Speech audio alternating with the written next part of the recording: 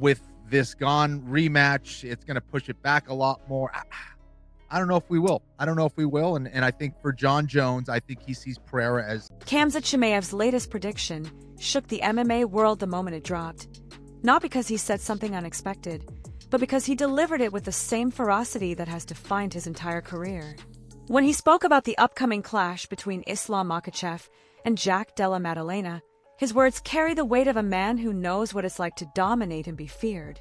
Chimayev didn't hesitate for a moment. In his eyes, Islam's wrestling and top control are on a completely different level, powerful enough to smother Jack's boxing, break his rhythm, and erase any momentum before it even begins. He acknowledged Jack's sharp hands and real knockout power, but he insisted that once Islam gets the fight where he wants it, the ending becomes inevitable. But Chimayev didn't stop at predictions. He never does.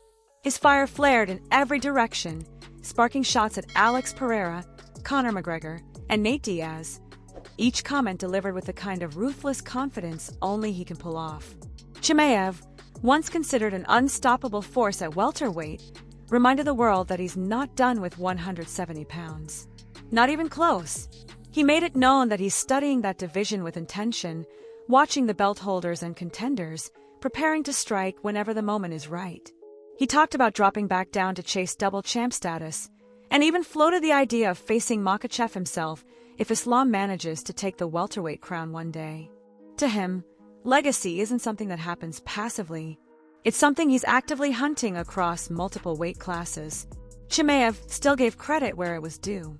He respected Della Maddalena's skills and the danger he presents, but he spoke with the certainty of someone who's been in the fire long enough to understand how these battles usually end. In his mind, wrestling reigns supreme, and Islam's grappling would slowly take over the fight in a way that Jack wouldn't be able to stop. Yet even as he talked about other fighters, there was a clear sense that Chimayev's focus is bigger than any one opponent. He's chasing greatness across divisions, eyeing names like Pereira at 205 and whoever holds gold at 170. But before any of that can happen, he has to get through a tough matchup against Nasruddin Imavov, a fight that many believe will show exactly where his trajectory is heading next. And while Chimayev stole headlines with his raw intensity, the conversation in the broader MMA world shifted when Jon Anik began breaking down another monumental storyline, the long-awaited return of Jon Jones. The heavyweight champion's comeback has been hanging in the air, building anticipation with every passing month.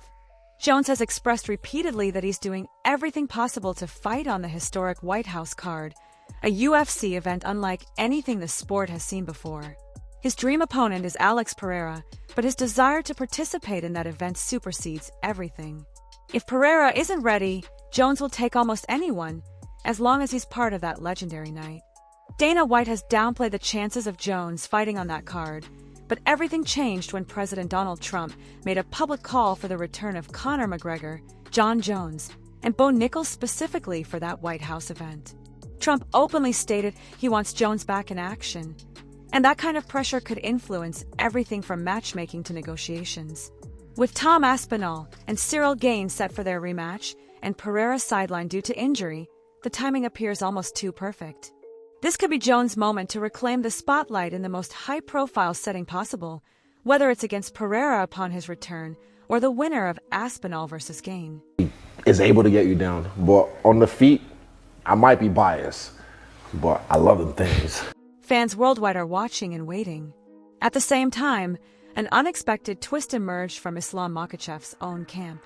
Said Zab, a longtime teammate and training partner, revealed shocking details about his recent sparring sessions with Della Maddalena. After spending years as one of Makhachev's main grappling partners, Said suddenly left Team Khabib and transitioned to helping Jack prepare for the biggest fight of his career. The reasons behind his departure remain unclear, but what he described next raised even more eyebrows. During a training session with Jack, things escalated in a way Said didn't expect. What started as a regular round turned into a heated, physical exchange that ended with Said suffering broken ribs.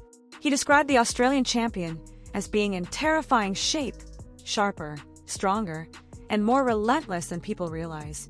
This insight didn't just surprise fans, it fueled the growing belief that Jack might be the one fighter capable of pushing Islam to his limit. And that confidence is something Jack himself has been radiating as UFC 322 approaches.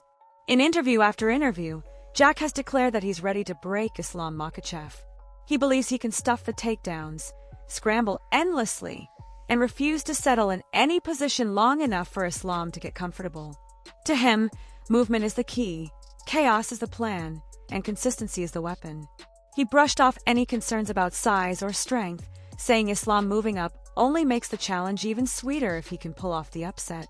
He sees holes, angles, and moments he can exploit, and he thinks the world is about to witness something unforgettable. On the other side, Islam remains the towering favorite.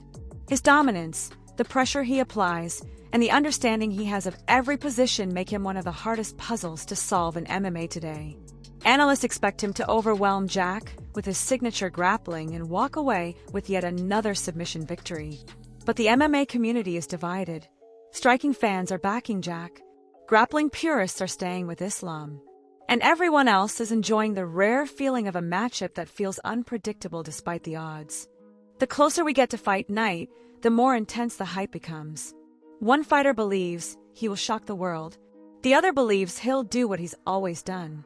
And lingering behind all of this is the reality that whichever way it goes, the welterweight landscape could shift dramatically. So what do you think? Does the unstoppable force at lightweight conquer a new division, or is the Australian champion about to pull off the upset of the year? Let me know your predictions in the comments. And if you enjoyed this breakdown, make sure to like, subscribe, and turn on notifications so you never miss the latest MMA storylines and deep dive analysis.